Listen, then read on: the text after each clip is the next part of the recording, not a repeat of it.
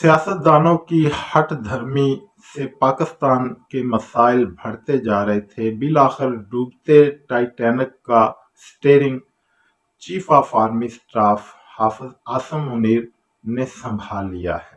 بسم اللہ الرحمن الرحیم، صلی اللہ علیہ محمد صلی اللہ علیہ وآلہ وسلم۔ السلام علیکم، آپ یوٹیوب چینل دیکھ رہے ہیں اور میں علی احمد بھٹی ہوں۔ معزز سامعین، اگر آپ چینل پر نئے ہیں تو چینل کو سبسکرائب کر دیجئے اور بیل آئیکن کے بٹن کو دبا دیجئے تاکہ ہماری ہر نئے آنے والی ویڈیو آپ تک بر وقت پہنچ سکے۔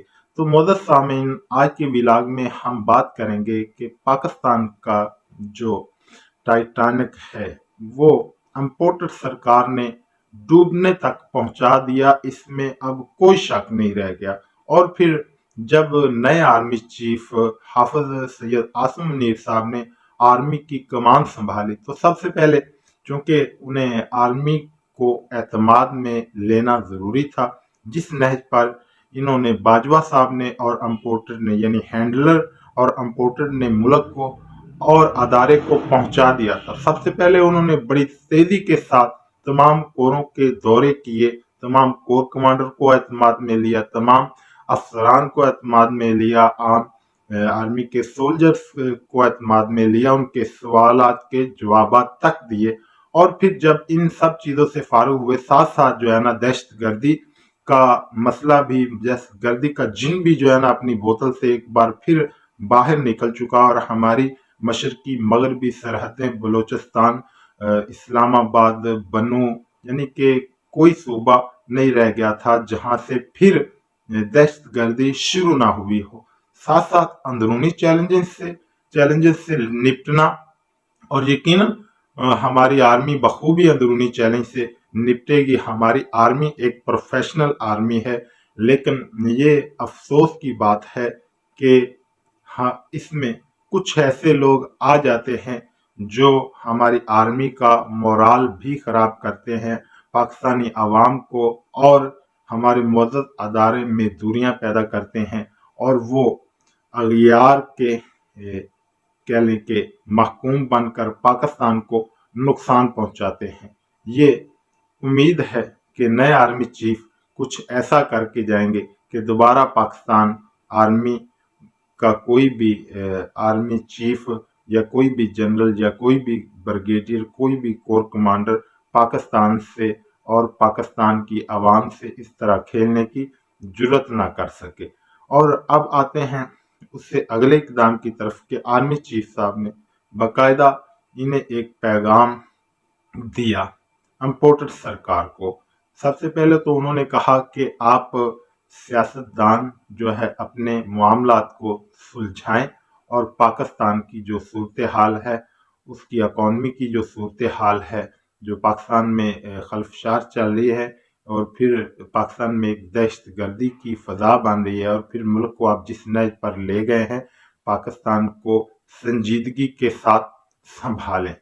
لیکن انہوں نے کچھ اس پر زیادہ توجہ نہیں دی، یہ اپنے کھیلوں میں ہی لگے ہوئے ہیں، کیونکہ یہ میں ہمیشہ بات کرتا ہوں کہ اس جو ٹولے کو پی ڈی ایم کا جو 13 جماعتوں کا ٹولہ ہے، اس میں 3 بڑی جماعتیں ہیں، نون لیگ، پیپلز پارٹی اور مولانا فضل الرحمان صاحب کی، ان کو پاکستان کے ساتھ بالکل اور نہ پاکستانی عوام کے ساتھ کوئی بھی جو ہے نا ان کا سروکار نہیں ہے، کیونکہ ان کی جائیدادیں باہر ہیں، ان کی اولادیں باہر ہیں، ان کے کاروبار باہر ہیں۔ یہ صرف پاکستان میں آتے ہیں پاکستان کو لوٹنے کے لیے اور پاکستان میں حکمرانی کرنے کے لیے، اور پھر دوبارہ سے جو ہے نئے سرے سے سب کچھ سمیٹنے کے لیے۔ تو پھر جب نہیں یہ سلجھے، پھر آرمی چیف صاحب نے انہیں 2 چیزوں کا، ایک کہ یا آپ انتخابات کروا لیں اسمبلیاں ڈیزالو کر کے، اور یا ہم ٹیکنوکریٹ کی گورنمنٹ لے آتے ہیں، آپ بھی گھر میں جائیں 2 سال کے لیے۔ لیکن ٹیکنوکریٹ پر پاکستانی عوام نے بھی شدید رد عمل دیا، اور عمران خان صاحب نے بھی شدید رد عمل دیا، اگرچہ دل سے پی ڈی ایم ٹولہ یہی چاہتا تھا کہ ٹیکنوکریٹ حکومت آئے، لیکن اوپر سے انہوں نے بھی یہ بیان دیے کہ ہم ایسا کوئی سیٹ اپ قبول نہیں کریں گے۔ اب जबकि किसी ने तो फिर पाकिस्तान के इस मामलात को संभालना है। ना इन्हें तुर्की ने पैसे दिए, ना इन्हें दुबई ने पैसे दिए, ना कतर ने दिए, ना सऊदी अरब ने दिए, ना चाइना ने दिए, और ना जिनके हुक्म पर रजीम चेंज आया अमेरिका ने कोई इन इंपोर्टेड को घास डाली। तो फिर आर्मी चीफ साहब को मजबूरन अब आर्मी के मामलात ओवर हैंड करने के बाद, संभालने के बाद, अब बैरूनी दौरों पर निकलना पड़ा। सबसे पहला दौरा सऊदी अरब का। सऊदी अरब हमारा बरादर दोस्त मुल्क है, और फिर हमारा इस्लाम का और मोहब्बत का जो सऊदी अरब के साथ, अरब रियासतों के साथ और तुर्की के साथ रिश्ता है, वो पूरी दुनिया जानती है कि ये एक कैसा मोहब्बत का अनमिट और ना खत्म होने वाला रिश्ता है। इनकी हरकतों के बावजूद भी वो पाकिस्तान को फिर भी संभाला देते हैं। तो आर्मी चीफ साहब को यकीनन जो है सऊदी अरब के दौरे से सब बेहतरी ही मिली है, पाकिस्तान के लिए खुशी की खबरें ही मिली है। और फिर इसके बाद वो दीगर मुल्कों का दौरा करेंगे। तो कह लें कि अब अमली तौर पर पाकिस्तान को इन्होंने जो डिफॉल्ट के किनारे पर पहुंचा दिया था, लेकिन उसको ये किसी तरीके से भी, किसी सूरत हाल से भी ये वापस लाने में नाकाम साबित हुए। तो उन्हें फिर अमली तौर पर निकलना पड़ा, क्योंकि अगर पाकिस्तान के पास डॉलर नहीं होते, जो इन्होंने कि इमरान खान साहब जब गए हैं तो 16.5 अरब डॉलर के रिजर्व स्टेट बैंक में मौजूद थे, जो अब 5.5 अरब डॉलर रह गए हैं।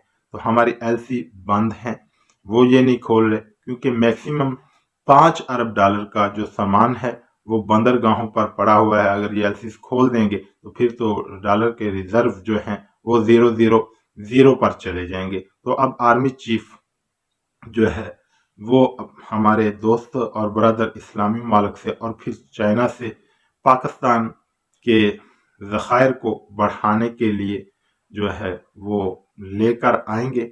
और उम्मीद की ये बड़ी किरण है कि तमाम ममालिक आर्मी चीफ को बिल्कुल खाली नहीं मोड़ेंगे। और ये पाकिस्तान के लिए एक बड़ा शर्मिंदगी का सबब है कि ये जब भी गवर्नमेंट में आए हैं, इन्होंने पाकिस्तान को तबाही के दहाने पर पहुंचाया है। ये पहली बार थी कि एक सिविल गवर्नमेंट में इमरान खान साहब की गवर्नमेंट थी वाहिद कि जिसमें डॉलर्स के रिजर्व इतने ऊपर गए। नहीं तो सिर्फ मार्शल लॉ के दौर में ही डॉलर के रिजर्व जो है ना पाकिस्तान में बेहतर हुए थे। तो अब हमारे आर्मी चीफ ने ही ये अगला इकदाम करना है, और वो यकीनन ये करेंगे, क्योंकि ये किसी सूरत भी गवर्नमेंट को संभालने की इनमें सख्त और फहम नहीं है। डार साहब जो डॉलर को नीचे करने के लिए आए थे, वो और ऊपर से ऊपर कर रहे हैं। और फिर हम अगर एलसी खोल देते हैं तो ये डॉलर तो ख़त्म हो जाएंगे, नए कहाँ से आएंगे? क्योंकि इन्होंने हमारी इंडस्ट्री का तो बेड़ा गर्क कर दिया है कि वो बंद हो गई है। अगर बिजनेस चलेंगे, इंडस्ट्री चलेगी, तो बैरून मुल्क से हमारे कारोबार के जरिए डॉलर आएंगे। तो यकीनन अब इस गवर्नमेंट का मजीद चलना पाकिस्तान को मजीद तबाही में डालने के मुतरादफ है।